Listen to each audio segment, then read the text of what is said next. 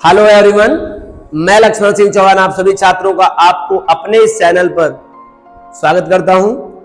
आज के इस पैथन ट्यूटोरियल क्लास में हम लोग एक स्टेटमेंट के बारे में चर्चा करेंगे। उस स्टेटमेंट का नाम है पास स्टेटमेंट। पास अपने आप में एक कीवर्ड है और पास स्टेटमेंट एक कैटेगरी का स्टेटमेंट है। क्योंकि हमने प्रीवियस लेक्चर में जिक्र किया था, पास, ब्रेक और कंटिन्यू तीनों के तीनों एक कंट्रोल जंप स्टेटमेंट कहलाते हैं। इनकी मदद से एग्जीक्यूशन स्टेटमेंट आगे को फॉरवर्ड कर दिया जाता है। मैं आपसे एक प्रश्न करूं इससे पहले कि मैं आपको पास पढ़ाऊं। मेरा प्रश्न यह है, क्या कोई कंडीशन टेस्ट करने के बाद, क्योंकि आपने अभी तक इफ स्टेटमेंट की मदद से कंडीशन टेस्ट किया होगा, आप उससे कंडीशन के बिहार पे सेट ऑफ स्टेटमेंट एग्जीक्यूट कराए होंगे। आपने इलिफ स्टेटमेंट की मदद से भी कंडीशन टेस्ट कराया होगा और इलिफ स्टेटमेंट के साथ में एसोसिएटेड स्टेटमेंट को एग्जीक्यूट कराया होगा। आपने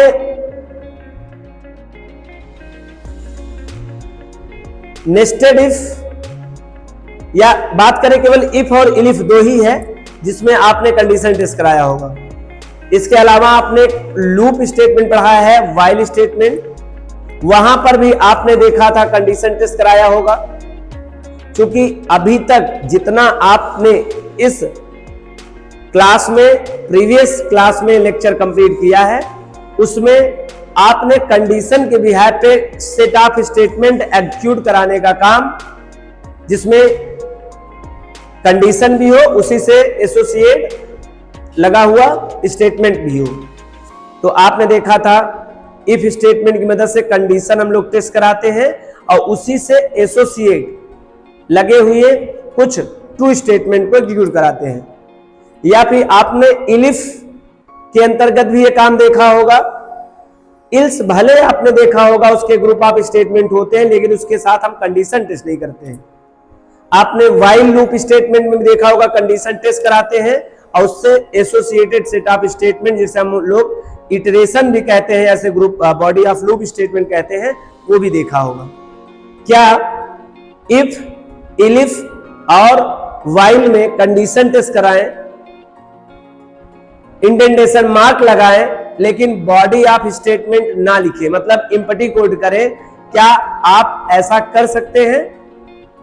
तो मोस्टली स्टूडेंट का जवाब होगा नो, बिकॉज हम लोग इसके पहले सभी लेक्चर में डिस्कस किया था कि without non statement of if statement और इलिफ स्टेटमेंट और व्हाइल स्टेटमेंट, इफ के कंडीशन टेस्ट के बाद उसका एसोसिएटेड स्टेटमेंट होना अनिवार्य है, कंपलसरी है। अलग बात है कि एक लाइन का हो, एक से ज्यादा हो, वो अलग बात है। ग्रुप ऑफ स्टेटमेंट में एक भी स्टेटमेंट हो सकता है और एक से ज्यादा लाइन का स्टेटमेंट भी हो सकता है, लेकिन कभी ऐसा नहीं हो सकता है कि एक लाइन भी ना हो। अगर ऐसा नहीं होता है तो एरर होता है, याद रखना। अब मेरी बात ध्यान सुनो, आपका यही आंसर होगा, yes sir, I am admit this statement कि विदाउट एनी स्टेटमेंट, अगर किसी इफ में, इलिफ में या व्हाइल में कंडीशन टेस्ट किया जा रहा है, उसमें अगर एक लाइन का भी स्टेटमेंट नहीं है तो एग्जीक्यूट प्रोग्राम नहीं करेगा और उसके बदले में एरर आपको जनरेट होगी। लेकिन आप याद रखना, बिना एक लाइन यूज किए आप कुछ नहीं यूज कर सकते हैं, ये बात तो सही है। लेकिन आप चाहते हैं, इफ वी वांट टू, अगर हम लोग चाहते हैं, do not execute any statement associated true statement of if, elif and while. अगर हम कभी चाहें कि सर हमें एक भी स्टेटमेंट एग्जीक्यूट नहीं कराने हैं इस एसोसिएटेड कंडीशन स्टेटमेंट के साथ, चाहे इफ, चाहे इलिफ, चाहे व्हाइल, मैं बार बार तीन का नाम इसलिए ले रहा हूं कि अभी तक आपने कंडीशन के बिहार पर सेट ऑफ स्टेटमेंट एग्जीक्यूट करने का काम केवल इन्हीं तीन कीवर्ड के माध्यम से किया है। आप इन तीनों कीवर्ड के माध्यम से जब स्टेटमेंट बनाए होंगे तो उसके लास्ट में इंडेंटेशन मार्क लगाया होगा, और इंडेंटेशन मार्क लगाने का मतलब ही होता है ग्रुप ऑफ स्टेटमेंट ऑपरेटर, उसे ग्रुप ऑफ स्टेटमेंट ऑपरेटर कहते हैं। अगर आपने ग्रुप ऑफ स्टेटमेंट ऑपरेटर कहा तो आपने ग्रुप ऑफ स्टेटमेंट लिखा क्यों नहीं, और अगर इस तरह का मिस्टेक करते हैं तो compiler return to the error. Compiler आपको या हमें या अपने उस कोडर को क्या रिटर्न करता है, एरर करता है। तो this problem solute using the pass statement. याद रखना पास भी एक लाइन का स्टेटमेंट है, तो लाइन तो एक लिखनी ही पड़ेगी, लेकिन पास स्टेटमेंट इसलिए है कि बता पाए कि इनके पास कोई स्टेटमेंट नहीं है। एम्पटी कोड स्टेटमेंट का एक सूचक है पास कीवर्ड। पास कीवर्ड जब भी, या पास स्टेटमेंट कह रहा हूं मैं, चाहे उसे कीवर्ड कहिए चाहे हम लोग स्टेटमेंट कहें, क्योंकि एक ही लाइन होता है, एक लाइन के बाद दूसरी लाइन में नहीं होता है, इसलिए उसे स्टेटमेंट भी कहते हैं। Pass keyword is identifier of no any statement of this block of statement. इस कंडीशन के ब्लॉक में कोई एक भी स्टेटमेंट नहीं अवेलेबल है, इस बात का सूचक होता है पास कीवर्ड या पास स्टेटमेंट। ये अलग बात है, आप कहोगे पास स्टेटमेंट भी एक स्टेटमेंट है, आपने एक स्टेटमेंट को यूज ही किया सर। ये एक स्टेटमेंट केवल नकारने के लिए है, आपको इन्फॉर्म करने के लिए है कि कुछ नहीं है, परमिशन ग्रांटेड के लिए है। आई होप आपको पास कीवर्ड का कंसेप्ट समझ में आ गया। मैं आपका इसलिए थोड़ा समय लिया क्योंकि हम लोग इफ इल्स ये स्टेटमेंट प्रीवियस कई लेक्चर पहले पढ़ के आए हुए थे, तो आपको रिकॉल कराना चाहता था, क्योंकि पास पढ़ाने के लिए आपको इफ इलिफ को रिकॉल करना आवश्यक है। वाइल को करने की जरूरत नहीं, क्योंकि वाइल तो कंटिन्यूअस चल ही रहा है अभी कंकरेंटली। अभी हम लोग वाइल को कंप्लीट भी नहीं किए हैं, वाइल लूप ही पढ़ रहे हैं, तो वाइल में तो आपको याद कराने की जरूरत नहीं है, लेकिन इफ इल्स इस स्टेटमेंट को याद कराना जरूरी था, जिससे आपका एक कंसेप्ट क्लियर हो पाए, या मेरा पास स्टेटमेंट में जो मैं कुछ कथन लिखा हूं या कुछ मैं जो बताया हूं वो आपको सीधे सीधे याद हो पाए। चलिए स्टार्ट करते हैं पास स्टेटमेंट के बारे में। Pass statement is a type of jump control statement of Python. Python programming language का यह एक स्टेटमेंट है, और कौन सा स्टेटमेंट है, control jump statement. Control jump statement को एग्जीक्यूशन जंप स्टेटमेंट भी कहते हैं। Control means execution, execution jump statement, या इसे हम लोग कंट्रोल जंप स्टेटमेंट कहते हैं। और आपको याद कराने के लिए प्रयास किया गया है ब्रेक और कंटिन्यू, आपने पढ़ा होगा। ब्रेक और कंटिन्यू भी इसी तरह का ही एक कंट्रोल जंप स्टेटमेंट हुआ करता था, जो हम लोगों ने प्रीवियस लेक्चर में पढ़ा था। हालांकि आपको रिकॉल होगा ब्रेक और कंटिन्यू। ब्रेक क्या करता है, ब्रेक भी एक जंप कंट्रोल स्टेटमेंट है, वो अपने नीचे लिखे गए स्टेटमेंट को बिना एग्जीक्यूट किए इटरेशन आगे बढ़ाए हुए रीइटरेशन के लिए फिर से कंडीशन में आ जाता है। जबकि ब्रेक क्या करता है, no any iteration task perform, वो जहां पर भी वह स्टेटमेंट एग्जीक्यूशन से मुलाकात करेगा या कंट्रोल जब भी ब्रेक तक पहुंचेगा out of loop statement, iteration को क्लोज कर देता है। वो एक भी इटरेशन उसके बाद एग्जीक्यूट नहीं करेगा, बट कंटिन्यू उस करंट एग्जीक्यूशन को ब्रेक करके वापस आ जाएगा, बाकी नेक्स्ट टाइम में फिर इटरेशन करेगा। हालांकि अगर आपको ब्रेक और कंटिन्यू आइडिया नहीं लगा है, तो इसी डिस्क्रिप्शन लिस्ट में आपको ब्रेक और कंटिन्यू का लिंक मिलेगा, जहां पर जाकर आप बहुत बढ़िया से ब्रेक और कंटिन्यू समझ सकते हैं। चलिए फिर से इस लाइन को कंटिन्यू कर दो। Pass statement is a type of jump control statement of Python such as break and continue. ये जो पास कीवर्ड है या पास स्टेटमेंट है, यह एक जंप कंट्रोल स्टेटमेंट है, और ठीक उसी तरह से है जैसे ब्रेक और कंटिन्यू था। लेकिन जो ब्रेक और कंटिन्यू पढ़ाई नहीं होगा, उसके लिए यह उदाहरण बिल्कुल समझ में नहीं आएगा, हालांकि वो कंफ्यूज और हो जाएगा। अभी तो पास को लेकर था, अब ब्रेक और कंटिन्यू उसके जिंदगी में 3 कंफ्यूजन हो गई। एक तो पास उसको पता नहीं है, दूसरा ब्रेक और कंटिन्यू आपने सच ऐस कह दिया। तो मैं इसीलिए आपको पहले सजेस्ट कर रखा हूं कि आपको पहले ब्रेक और कंटिन्यू देख लेना चाहिए, और अगर आप नहीं देखें तो अभी आप पास को समझ लीजिए, ब्रेक और कंटिन्यू के बारे में ना सोचिए। आपके पास केवल एक प्रॉब्लम है पास, अभी ब्रेक और कंटिन्यू छोड़ दीजिए। अगर आप नहीं जानते हैं तो केवल पास के बारे में समझिए। It is used for, it is मतलब pass is used for, pass का प्रयोग किया जाता है jump to control block, control block से पूरे of statements which are associated condition statement. ये जो पास स्टेटमेंट है या पास कीवर्ड स्टेटमेंट है, इस तक अगर कंट्रोल का एग्जीक्यूशन या कंट्रोल या एग्जीक्यूशन वहां मुलाकात किया पास कीवर्ड के साथ, जैसे उस एग्जीक्यूशन पहुंचा, पास स्टेटमेंट बिना अपने ब्लॉक को दिखाए हुए उसको आगे फॉरवर्ड कर देता है। अगर ब्लॉक को दिखा दे तो without block statement, without any return statement error generate हो जाएगा, कंपाइलर एरर देगा। लेकिन उसको दिखाया ही नहीं, केवल सीधे आगे पास करा दिया। जैसे कोई जांच करने आया हो तो वो जांच करेगा तो आपका सही और गलत बता ही देगा, लेकिन जांच करने वाला जैसे आया आपने उसको कमरे में ही न प्रवेश करके उसको डायरेक्टली आगे पास कर दिया। अब वो जब वहां पहुंचा ही नहीं है तो कैसे जानेगा क्या वहां लीगल था क्या इलीगल थी। ठीक इसी तरह से पास स्टेटमेंट को तैयार किया गया है पाइथन प्रोग्रामिंग लैंग्वेज में, और यह मात्र पाइथन प्रोग्रामिंग लैंग्वेज का ही एक स्टेटमेंट है, जबकि ब्रेक और कंटिन्यू भी कंट्रोल जंप स्टेटमेंट है, but they are the previous programming language usable. पुराने प्रोग्रामिंग लैंग्वेज में सी C++, जावा से ब्रेक और कंटिन्यू चल रहे हैं, but pass is a latest, we can say that jump control statement only using the Python programming language, not the previous programming language. यह केवल Python में उपयोग हुआ। ठीक है, आगे it is used for jump the control block of statement which are associated condition statement. आप सबको पता है ब्लॉक ऑफ स्टेटमेंट जब आपने कह दिया तो सीधा सीधा आपने कह दिया कि उसके ऊपर कोई कंडीशन टेस्ट होगा और कंडीशन के साथ में इंडेंटेशन मार्क होगा, मतलब ग्रुपिंग स्टेटमेंट ऑपरेटर लगा होगा, तभी तो ब्लॉक ऑफ स्टेटमेंट आप कह रहे हैं। बात को समझिएगा, ब्लॉक ऑफ स्टेटमेंट तब कहिए जब उसके ठीक ऊपर एक कंडीशन के बेस पर एसोसिएट किया गया हो, जुड़ा हो, लगा हो और उसी के साथ टैग हो।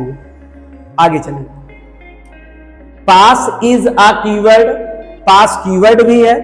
हालांकि कीवर्ड जंप कंट्रोल स्टेटमेंट में जो भी आपने जंप कंट्रोल स्टेटमेंट पढ़ा था, चाहे वो ब्रेक हो, चाहे कंटिन्यू हो, चाहे पास आज के लेक्चर का हो, ये तीन के तीनों जो कीवर्ड या जो जंप कंट्रोल स्टेटमेंट है कीवर्ड भी है। तो ध्यान रखना, अगर कीवर्ड है तो दो तीन बातें ध्यान रखना है। We can not use to as object name in your program, break, continue and pass do not use the object name in your program. आपके प्रोग्राम में ऑब्जेक्ट नाम ये नहीं हो सकता है। अगर हो सकता है तो कैसे हो सकता है आप कमेंट करके बता सकते हैं। एक तो मैंने बताया कि पास, ब्रेक और कंटिन्यू ऑब्जेक्ट नेम नहीं हो सकते। क्यों नहीं हो सकते हैं? Because they are keyword. लेकिन मैं दूसरे पक्ष में आपसे कह रहा हूं कि बिल्कुल हो सकते हैं। आपको बताना है कमेंट करके कैसे हो सकते हैं। क्या सच में ब्रेक, कंटिन्यू और पास तीनों के तीनों ऑब्जेक्ट नेम एज अ बनाए जा सकते हैं, उस पर वैल्यू रखी जा सकती है और रखी जा सकती है, उसमें मैंने सहमति दे दिया। यस, कैसे रखी जा सकती है आप उसको बताइए। आपका आंसर बिल्कुल सही होगा और आपका सोचना भी सही होगा। Never we can write at it is, break, continue and pass. जैसे का तैसा नहीं कर सकते हैं, चेंज कर लीजिए, केस में चेंज कर लीजिए, स्पेलिंग में तब कर सकते हैं। स्पेलिंग में तो चेंज करेंगे तो प्रोनाउंसिएशन बदल जाएगा। अगर आप केस में चेंज कर लें, क्यों? क्योंकि बाय डिफॉल्ट जो स्मॉल केस में पहले से लिखा हुआ है, और अगर बी कैपिटल में कर लिया जाए और सी कैपिटल में कर लिया जाए या पी केवल कैपिटल में कर दिया जाए, तो तीनों को ऑब्जेक्ट नेम बनाया जा सकता है, वैल्यू भी रखी जा सकती है, ऑपरेशन भी कराया जा सकता है। और मात्र इन तीनों कीवर्ड के साथ, क्या जितने भी कीवर्ड है सबके साथ जिसका पहला लेटर कैपिटल हो, मतलब आप जिस वे में लिखा होगा वो केस सेंसिटिव प्रोग्रामिंग लैंग्वेज है पाइथन। इसका मतलब यही हुआ कि अगर कीवर्ड जिस केस में पहले से pre defined right on library of Python programming language, उसी वे में आपको यूज करना है। अगर आपने वे बदला तो वो उसको नहीं मानेगा। तो आप चाहे तो ब्रेक, कंटिन्यू और पास कीवर्ड का केस चेंज करके, और चाहे एक लेटर का केस चेंज करिए, चाहे सभी लेटर का केस चेंज करिए, आप कर सकते हैं। उसका नाम चेंज और उस पे वैल्यू साइन कर सकते हैं, कोई भी ऑपरेशन कर सकते हैं। बट मैं आपको सजेस्ट करूंगा you can never this type of task perform, because अपने ही इस कंफ्यूजन में आप अपने आप को फंसा लेंगे और बार बार आपको डाउट आने लगेगा और आप ब्रेक, कंटिन्यू और टास्क या जितने भी कीवर्ड हैं जब भी देखेंगे आपको दो संदेह होगा, ये कीवर्ड वेरिएबल नेम है कि ये कीवर्ड है। आप ऐसा ना करें, वो तो मैंने आपको टेस्ट करने के लिए कहा। कभी कभी एग्जाम इंटरव्यू में ऐसे दे दिया जाता है और हम सीधे जैसे सुने होते हैं कि नहीं लिख सकते हैं, तो आप कह देते हो यस सर ऐसा नहीं हो सकता है। बस आपका लॉजिक क्रिएट करने के लिए बिल्कुल हो सकता है अगर आप केस चेंज कर दो तो, लेकिन जरूरत ही क्या है कि उसी कीवर्ड को मैं एज अ ऑब्जेक्ट नेम रखूं, बाकी करने को किया जा सकता है। No error generate this type of task perform using the create any keyword of a object name. इस तरह का काम करने से किसी भी कीवर्ड को ऑब्जेक्ट नेम बनाया जा सकता है, किसी प्रकार की आपत्ति और एरर नहीं होता है। चलिए आगे बात करते हैं, फिर से इस लाइन को पढ़ेंगे। Pass is a keyword of Python, Python का कीवर्ड है, and it is single line statement, और यह सिंगल लाइन स्टेटमेंट है of Python which are used in decision control statement. Decision control statement के अंतर्गत इसका यूज किया जाता है, हर जगह पास नहीं यूज कर रही है। पास कीवर्ड का उपयोग, पास स्टेटमेंट का उपयोग मोस्टली कहां करिए, जहां पर डिसीजन कंट्रोल स्टेटमेंट की बात किया जाए, और डिसीजन कंट्रोल स्टेटमेंट की बात किया जाएगा तो इफ स्टेटमेंट को डिसीजन कंट्रोल स्टेटमेंट कहते हैं। और इफ स्टेटमेंट के चार डिफरेंट ब्रांचेस, चार डिफरेंट टाइप्स होते हैं। Simple if else, elif ladder and nested if. ये चार तरह के डिफरेंट कंडीशन स्टेटमेंट हो सकते हैं, या फिर लूप कंट्रोल स्टेटमेंट में इसका यूज किया जा सकता है, या तो फंक्शन में इसका उपयोग किया जाएगा, मेथड में, या तो क्लास डेफिनेशन स्टेटमेंट में। फंक्शन डेफिनेशन या क्लास डेफिनेशन के समय इसका उपयोग कर सकते हैं आप, मेथड में यूज कर सकते हैं, फंक्शन डेफिनेशन के समय यूज कर सकते हैं, मेथड डेफिनेशन के समय यूज कर सकते हैं, क्लास डेफिनेशन के समय उपयोग कर सकते हैं। आई नो दैट कि मैंने आपको फंक्शन, मेथड, क्लास डेफिनेशन तीनों नहीं बात किया है, तो आप केवल सुनकर समझ लीजिए कि वहां पर भी पास स्टेटमेंट का यूज होता है, लेकिन समझना कहां है, लूप कंट्रोल में और डिसीजन कंट्रोल स्टेटमेंट में, मतलब इफ में। इफ के अंतर्गत, व्हाइल लूप के अंतर्गत, फॉर लूप के अंतर्गत, फंक्शन के डेफिनेशन के टाइम, मेथड के डेफिनेशन टाइम, क्लास के डेफिनेशन टाइम इसका उपयोग किया जाता है। आगे देखिए, pass statement is a solution.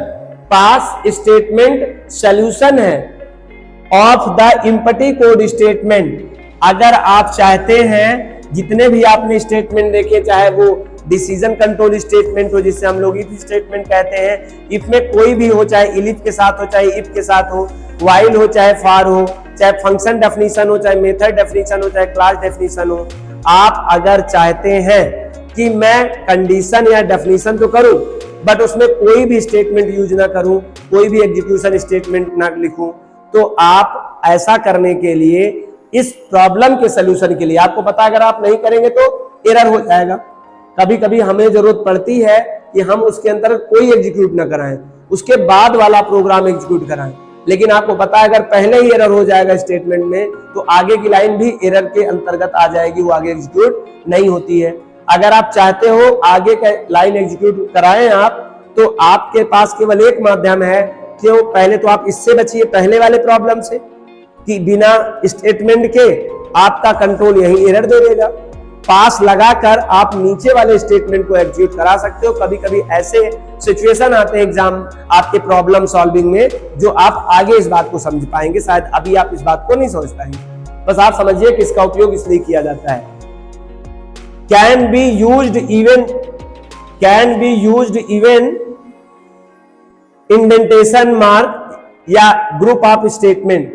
आप देखेंगे ग्रुप ऑफ स्टेटमेंट यूज किए रहेंगे, लेकिन फिर भी कोई स्टेटमेंट नहीं दीजिए, तब भी आपका प्रोग्राम रन करेगा, एरर नहीं करेगा। But this is a solution, name is a pass statement. इस प्रॉब्लम के सॉल्यूशन के लिए पास स्टेटमेंट का उपयोग करना पड़ेगा।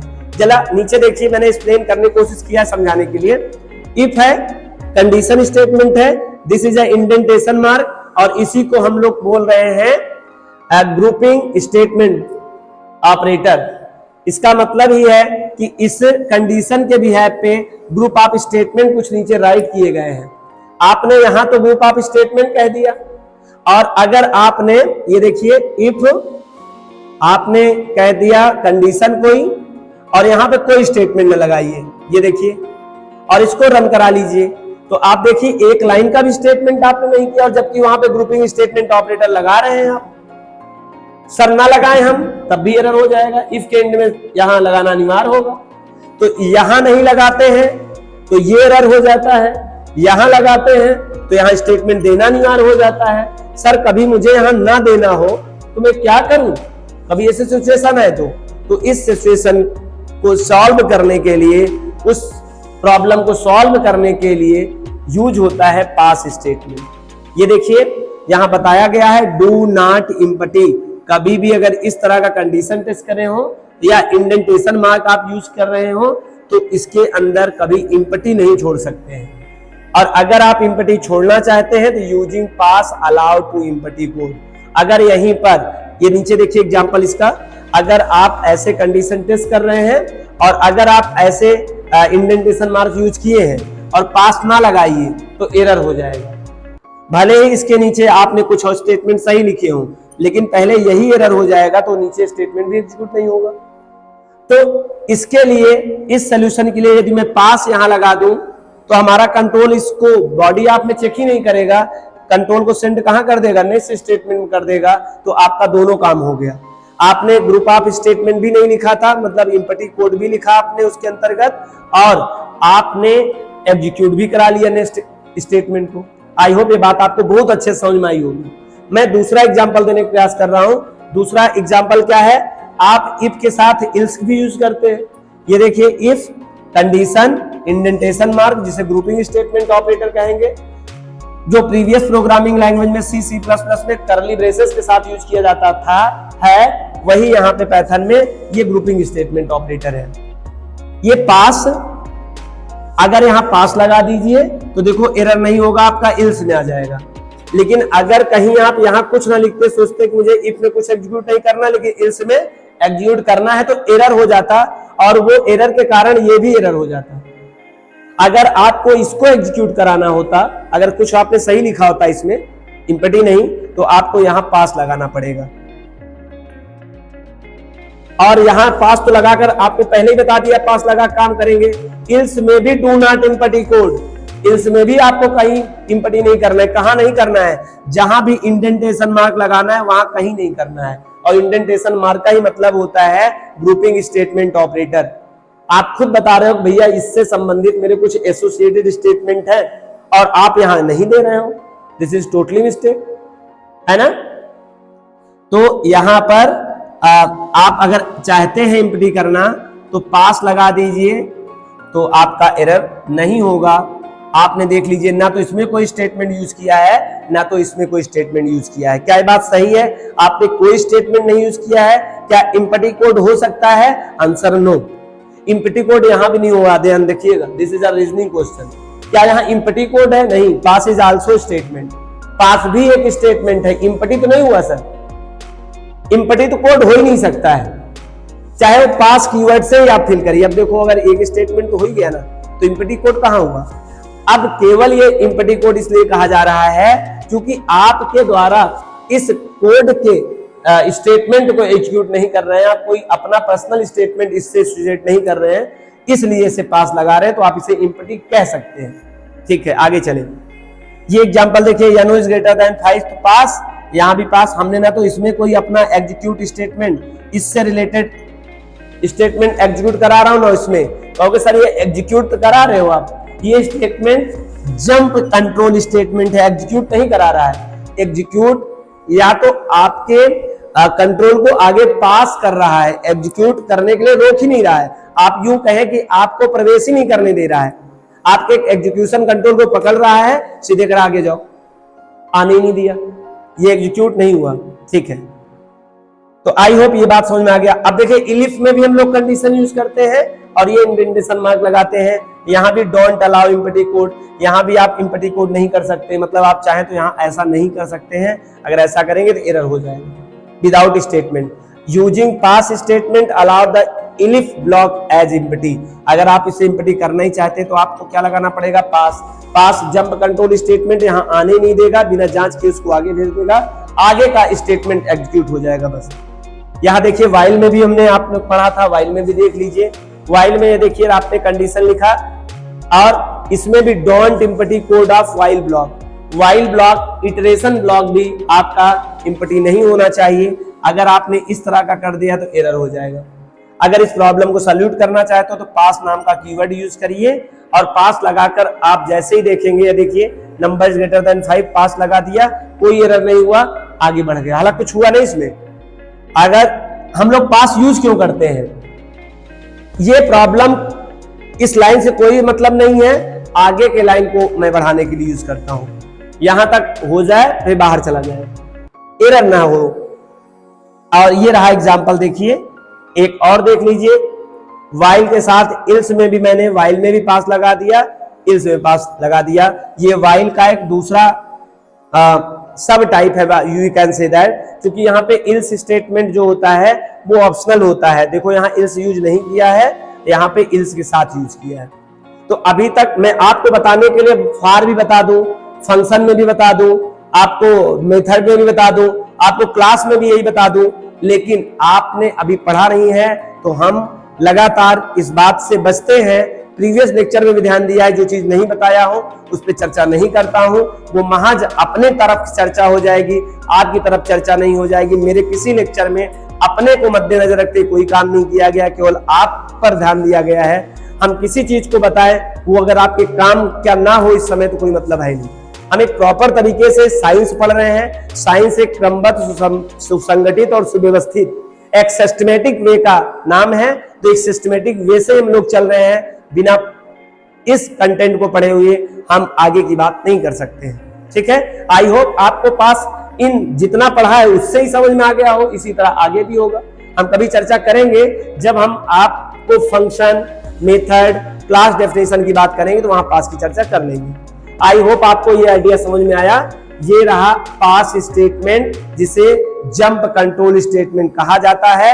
आई होप आपको अब इस लेक्चर के बाद पास स्टेटमेंट का किसी प्रकार का प्रॉब्लम नहीं क्रिएट होना चाहिए। आप पास पूरी तरह से समझ चुके हैं, बस आप इसका उपयोग करके कुछ प्रैक्टिकल में देख लीजिएगा। हालांकि प्रैक्टिकल में भी मैंने आपको बता रखा है, आप देख लीजिएगा। एक बार विदाउट स्टेटमेंट देखिएगा, एरर बता देगा। आप पास लगा के देखिएगा, एरर नहीं बताएगा। अगर आपको यह क्लास समझ में आई हो तो वीडियो को लाइक करिए। अगर आप चैनल में पहली बार आए हो तो सब्सक्राइब करिए। ज्यादा से ज्यादा अपने दोस्तों को शेयर करिए जिनको पास स्टेटमेंट या पास कीवर्ड को लेकर बड़ा डाउट बना रहता है। Thank you so much. Meet and